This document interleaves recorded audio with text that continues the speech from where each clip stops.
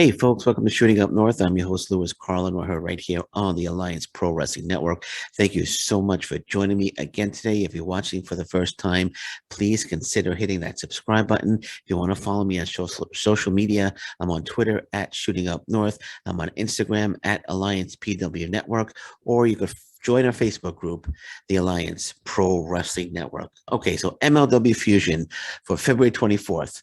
Just watched it. So here's my take on the show. The main event, Jacob Fatu versus Mads Krugger, first time meeting between the two. So that's the main event of the show, but there are a bunch of other stuff that took place during the show. So let's get started from the start. So here, MLW Fusion for February 24th. So the show started with a Contra video from Mads Krugger, Contra style video from Mads Krugger, cutting a promo on Jacob Fatu. Now, I've never been a fan of Mads Krugger cutting his promos like this so you can hardly understand what he's saying with the voice distortion. Maybe they should just get rid of the voice distortion. You know, it seems like he's cutting some intense promos.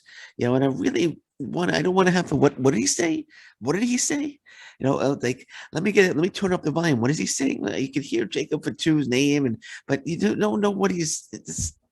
Just not a fan of the promos, not a fan of the voice distortion. I could, like I said, sometimes it's difficult to understand what he's saying, you know, because as I said, it sounds like this. You know, it's just they should get rid of the voice distortion. Let's hear what he has to say. You know, I was seeing on social media somebody that suggested that maybe they should put captions up. So they should close caption all of closed caption all of Mads Krugger's videos. I think that would be a good idea because then you could just read what he's saying instead of just trying to decipher what's coming out of his distorted mouth.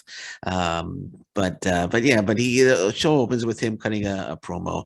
Then Emilio Sparks, there's an Emilio Sparks segment. He's backstage waiting for EJ and Duca. Sparks wants to know and Duca's thoughts on the dynasty implosion, dynasty breaking up. Sparks made the mistake of touching Nduka. So Nduka just grabs him and lifts him up, and pushes him against the wall, and says that he's good with Hammerstone. He has no issue with Hammerstone. Then he puts Sparks down and he walks away. I kind of like this, you know, kind of like the heelish move here by Nduka. So I kind of like heelish Nduka. I like to see where this goes. Is Nduka turning into a heel, or is he eventually going to become a heel? But I kind of like the heelish moves where he's like, "Don't touch me," and then he grabs Sparks and slams him again, lifts him way up like he was a bag of bread, like it was nothing, and just throws him against the wall and says, "You know, I'm cool with Nduka. I'm cool with Hammerstone, okay?" And then he just walks away. I kind of enjoyed that segment, you know. No vocal distortions in that one. I was able to understand everything, so that was pretty cool.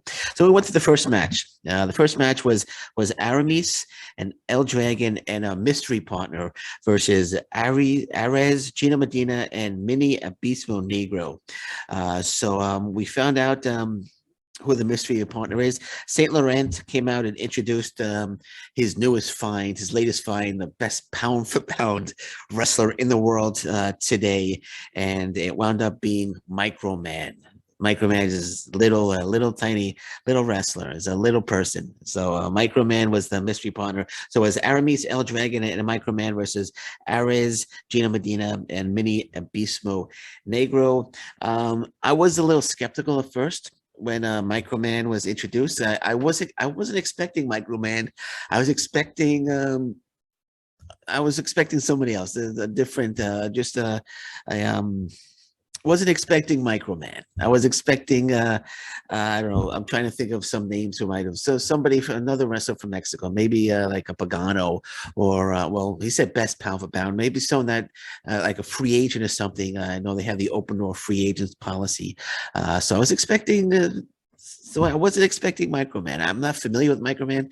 Never seen Microman before. But Microman is Saint Laurent's latest find. Is the best pound for pound wrestler in the world, or fighter in the world. So I was a little skeptical. When Microman came out. I was like, oh, Microman. Okay. Let's he's at a clear he's at a clear disadvantage immediately because he's not shorter than everybody. But as I was skeptical, Microman won me over. Microman won me over, just like he won over every single person in that crowd. This is taped in Dallas, Texas. So maybe the fans that were familiar with Microman, personally, I wasn't familiar, but he was over with the crowd. Microman got over with the crowd. It was cool to see. The match itself. The match itself was just a high octane, high spot, terrific match. Everyone involved in this match, I thought, was just fantastic. Aramis and Aries have great chemistry. They have a terrific rivalry going on right now at MLW. So they have great chemistry. They work well. Aramis hit some big spots. There's big spots all around. Mini Abismo Negro, another terrific wrestler, hit some good spots. It was the first time I saw him as well. But the story of the match was Microman. The story of this match was Microman. Like I said, I was won over, and the crowd was behind Microman 100%. They were hot for Microman. He was over with the crowd. He was so over with the crowd, Microman. And I like that we didn't get Microman overkill. We got just the right amount of Microman in the match, which made it perfect. And every spot that Microman hit, the crowd just, like I said, just loved it. They just popped. They just popped for Microman. It ended with Microman hitting a spot on Gino Medina and then pinning Gino Medina, getting the win for his team. I'm not sure if I would have gone that route, having Microman pin Gino Medina, because Microman, he hit the finishing move. It didn't really look like it really hurt all that much, and then he gets the pin on Gino Medina. I'm not sure if I would have given it. I mean, again, he was the story of the match, Microman. He was super over with the crowd, but I don't know if I would have had Microman get the victory over Gino Medina at first. But then I realized why they put Microman over. We're going to find out shortly why he went over. So the winner of the match was Microman, Aramis, and El Dragon. El Dragon, also a very, very good wrestler. Also very, very good wrestler. So this match was, again, a high octane, fun match to watch.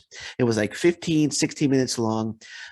You might argue maybe it was a little too long, but no, I think it was a great match. It wasn't long enough in my opinion. And it's a terrific way to start the show. Just a fantastic way to start the show. And again, Microman won me over, and we found out that Microman will be returning to Super Fight. So Microman will be back in MLW, which is we'll see how the Charlotte crowd. I know it's in Dallas, Texas, so maybe they're more familiar with Microman in Dallas, more familiar with the Lucha Libre wrestlers in Dallas, Texas. We'll see how the Charlotte crowd reacts. I'm sure he's going to be over in Charlotte as well. But I'm proud to say I'm a Microman fan now. I am a Microman fan. Okay, so post match, as I noted, I wasn't not sure if Microman should have gone over on Gino Medina, but we found out why it happened. So post-match, Gino Medina, commentator, comes out, wants to have a word with Gino Medina, but he wasn't having any of it. He shoves the commentator down. Referee tries to get involved. He shoves the referee down, and then he walks away to the back. And that's not the last we've seen of Gino Medina and in the show. We'll get to it as we'll get to it when we get to it. So after that, we saw 5150. They were partying with strippers. They're a great tag team. I love 5150. Rivera, Slice Boogie, just fantastic talents. And so they're partying with strippers, and then they mock the Von Erichs. So the Von Erichs weren't able to make it due to COVID protocols. They weren't able to be involved in the match. It was really supposed to be 5150 versus the Von Erichs for the MLW Tag Team Championship. But the Von Erichs, of course, as I said, weren't able to make it due to COVID. So 5150 were mocking the Von Erichs, and we're going to see down the road. We're going to see 5150 and the Von Erichs meet up for the Tag Team Championships, which is going to be just a fantastic match. And then we get a video hyping Kane, Alex Kane, the MLW Openweight Champion, Alex Kane versus Calvin Tankman. Each cut a promo on each other. They had match footage sprinkled in as well. It was well done. I thought it was well done, and it got me pumped for Alex Kane defending the MLW Openweight Championship against Calvin Tankman, which takes place next week. So next week, Alex Kane puts the title on the line against Calvin Tankman. Can't wait for that one. And then we also find out that Tajiri, then whilst the show is being taped, he's still being booked as billed as the MLW Middleweight Champion. So next week he defends that title against Myron Reed, Matt Cross, and a mystery opponent. So someone's going to walk in through the free agent door and be that mystery opponent. So again, Tajiri defends the middleweight title next week against Myron Reed, Matt Cross, and a mystery opponent. And I know who the mystery opponent is, but just in case you don't know, you don't watch spoilers, and you don't want to know anything about spoilers, I'm not going to tell you who that mystery opponent is. So then Gino Medina is back, and Gino Medina is backstage, and he attacks Aramis.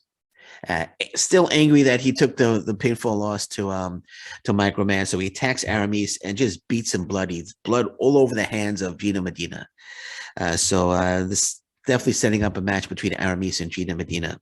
I was kind of hoping Microman would have rushed in to make the save. That would have been great, man. But no, Gino Medina takes out Aramis, and so the whole Microman pinning Gino Medina is now leading to a Gino Medina versus Aramis feud, which is going to be fantastic. Gino Medina so angry that he took the loss of Microman. He took it out on Aramis, which is definitely going to set up a match. I'm surprised. I don't think. Well, maybe. I don't think either of them have a match at Super Fight, but I'm sure down the road we'll get Gino Medina versus Aramis. Aramis looking for revenge. Then we have Hammerstone and Davey Richards in separate taped interviews, but they're edited together, talking about their huge Super Fight main event, which is tonight. Super Fight, MLW Super Fight is tonight in Charlotte, North Carolina. I'm going to do a separate podcast just to run down the final card. This worked well. I think it worked well in hyping up the title match, which is going to be a great one. Rich Hammerstone defending against Richards. They both seem poised. They both seem ready. One thing though that I was thinking about.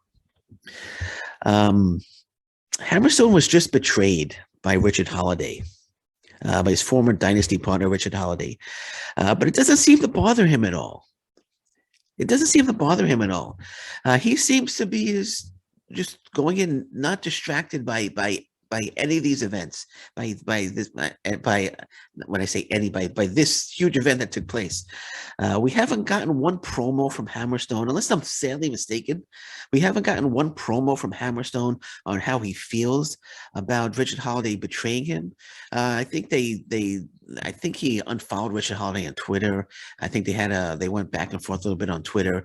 Holiday mentioned last week during the contract signing with Richards that he'll take care of Holiday when the time is right. But Holiday betrayed Hammerstone.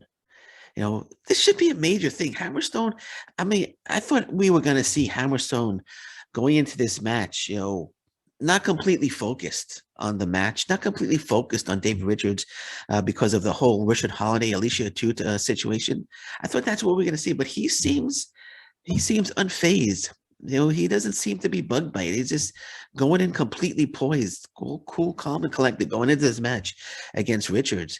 And Richards is ready as well. So I thought I thought they were gonna run with that storyline. That Hammerstone is just, he's gonna go into this match. His head's not into it. His head's not fully there with what happened with Richard Holiday. But that's not what we're getting. But we will find out more about Richard Holiday and this match.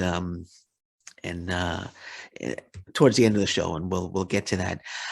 But yeah, it's going to be a great match. Holiday and Dave Richards, going to be a fantastic main event. I think Richards is going to win, but I wouldn't be shocked if Hammerstone retains. But I know the fans in Charlotte, North Carolina tonight are going to get an absolutely fantastic main event. Speaking of main events, it's time for MLW Fusion, February 24th, main event, which is Mads Krugger versus Jacob Fatu. First time that they're meeting. It's being the first build. That's the first time that they're going one-on-one. And I have to say, I was hyped up for this match. I was pumped up for this match, and when they announced it, I was like, I was pumped. I was pumped, but I was disappointed. While it started out as a brawl, and Mads Krugger hit that impressive, huge dive over the top rope, I don't think this match ever kicked into high gear. I don't think I was expecting a high octane, exciting brawl between the two, back and forth action. Yes, they were outside the match. They're outside the brawl that started before the match, and they're outside the ring. They're going back and forth, but it never kicked into high gear for me anyway. I was a little disappointed. I wasn't expecting Jacob Fatu to score a pinfall victory. And I know Akira Kwan interferes. He comes in. Mads Krugger is holding Fatu. Kwan goes for a kick. He misses. He hits Krugger. Fatu does a moonsault off the turnbuckle, the second or third rope. Does a moonsault onto Krugger. Gets the pin. And 1, 2, 3. But I was disappointed. It never kicked into high gear for me. And like I said, I was really hyped for this one, and for me, it just didn't deliver. And then we got Krugger and Kwan attack Fatu after the match, and I figured, okay, they're gonna attack him, they're gonna beat him down because they have a huge match coming up, a super fight, Krugger against Jacob Fatu in a Stairway to Hell match. Stairway to Hell match, in case you're not familiar, they hang a weapon at the. It's like a ladder match. Instead of a title, they hang a weapon above the ring, and with the ladder you climb up. Whoever gets the weapon is able to use it. It's an old ECW match, but I figured Krugger and Kwan were going to come in. They were going to attack him, and they were going to beat down Jacob Fatu, and then Jacob Fatu will be getting his revenge at Super Fight. But no, I mean, he comes in, and Fatu comes back right away, and he actually he gets the better of Krugger. He gets the better of Krugger. He does his twisting dive to the outside on Krugger. Kruger's back in the ring. Security comes out, trying to break them up, but they get the security out of the ring. Fatu just clotheslines him or body dives him outside over the top rope to the outside. Fatu's just getting the better of Krugger. And then Krugger at the end grabs Akira Kwan and throws him into the security, off the ring ramp into the security, and then Krugger just dives onto the security as well. Clearly frustrated that Jacob Fatu got the best of him. So let's think about it. If Jacob Fatu wins the match by pinfall, and he gets the better of him in the post-match brawl, why would anybody be intrigued, or why would anybody want to see another Fatu versus Mads Krugger match? As far as I'm concerned, the feud's over, and Fatu won. That's how I see it. So there's nothing happened in that match that made me say, oh man, I want to see these two go at it again. I can't wait. This was fantastic. Nothing in that match that took place made me say that. So they're gonna have the Stairway to Hell match. We'll see how. I'm sure it'll be an interesting match. But again, this match didn't deliver for me. And if Fatu and Mads Krugger don't have another match, I'm cool with it. Like I said, there's nothing happened in this match that really made me say that I really want to see another match between these two. That's how I saw it. So. All right, so the show ends actually with a segment, Richard Holiday and Cesar Duran. So Cesar Duran's on the phone. Richard Holiday comes in with a leech toot. Holiday says Duran promised him a title shot for taking care of Contra at War Chamber. Duran says while he keeps his promises, Davey Richards has signed for Super Fight, so he's getting the title shot. Duran says his hands are tied. There's nothing he could do. He said, But Richard Holiday, if Richards happens to get injured before that match and can't compete, you're the perfect replacement. And Richard Holiday that's interesting. So I like the ominous tone there. I like the ominous tone. Not a really fan of the Cesar Duran segments, but this one I kind of liked. The ominous tone. The only thing is, this was broadcast on Thursday. The match is happening tonight. In reality, Richard Holiday has like 2 days to do something. So to get Richards out of there. So the question is Richard Holiday, is going to go after David Richards and try to take him out before the match? Are we not going to get Hammerstone versus David Richards? Are we in fact going to get Hammerstone versus Richard Holiday at Super Fight instead? That would be a major disappointment. That would be a major disappointment. Nothing against Holiday, but why couldn't Cesar Duran just say, you know what? I did say that. So how about you get the winner of Holiday versus Richards? And I'm sure not Holiday. If Cesar Duran said to Richard Holiday, you get the winner of Alexander Hammerstone and Davey Richards, then Holiday would be like, okay, that kind of makes sense. I could guess I go wait for that.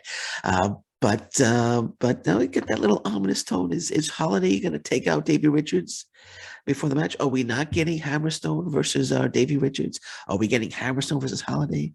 Again, it will be a major disappointment. Again, nothing taken away from Richard Holiday. And why wait 2 days? Why wait 48 hours before the title match to tell Holiday? Because yes, it's taped, but in MLW reality, it's 48 hours before, because it hit YouTube Thursday, so he has like 48 hours to get Richards out there. Why not give him like 2 weeks? Why not? 2 weeks ago, Holiday wants the title match and against Hammerstone. And Cesar Duran says, well, if something happens to Richards over the next 2 weeks, he can't compete. Then we could film segments of Holiday trying to take out Richards, which would have been interesting. Would have been interesting to see, but now Holiday is he's on the clock. Right? He's got less than 48 hours right now, because right now this is Saturday morning, early Saturday morning. So he's got like. Last I saw, Richards is still going to be the opponent for Alexander Hammerstone. So he's got about 12 hours. He's got about 12 hours to take out David Richards. That would be a disappointment. It would be a disappointment. And I could see something happening where he takes out, he tries to take out David Richards. It appears David Richards is hurt. Holiday is named the replacement, but then Richards comes in and we get a triple threat match. You can see something like that. Again, it would still be a disappointment. I want to see Hammerstone versus Holiday one-on-one. I want any shenanigans happening there. There's no way Cesar Duran could have said, you got the winner of Hammerstone versus Davey Richards. I would have been fine with that. MLW fans would have been fine with that. Alicia Atute would have been fine with that, and I'm sure Richard Holiday would have been fine with that as well. But we'll see what happens at Super Fight. Again, it's not going to be on pay-per-view. It's not going to be on Fight TV. It's not going to be on YouTube. It's going to be taped for a future show. So we're not going to see that. Unless you read spoilers, you're not going to know what happened there. Until it hits YouTube, of course, so we won't know. But I look at the spoilers, so I'll know. But anyway, so we'll see what happens. Super Fight is going to be a terrific show. I'm going to do a separate podcast a little later, run down the final card, and that was it. And that's how MLW Fusion ended. So it was good. The opening match was fantastic. Loved the opening match. Totally won over by Microman. Disappointed with Fatu and Mads Krugger. Surprised that there were only 2 matches. Usually we get 3 matches. There's a lot of filler. I know they were hyping matches. Next week we get. So yeah, they were hyping the matches for next week. Of course, Alex Kane defends the MLW Openweight Championship against Calvin Tankman, and then Tajiri defends the MLW Middleweight Championship against Myron Reed, Matt Cross, and a mystery opponent, somebody walking in through the free agent door. So that's what we're getting next week, and that's it. That was the show. So. That's what I have to say about MLW Fusion for February 24th, 2022. Okay, so I'll be back, like I said, later today. It's early Saturday. Watching the news. Anything breaks, I will definitely be back to report on it. I'm going to do one more podcast on the huge MLW Super Fight, which is happening tonight. I'm going to run down the final card. There's a rumored Killer Cross.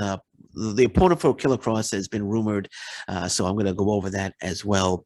But until then, thank you very much. Take care. Bye-bye, and stay safe, everyone. So long. Bye-bye.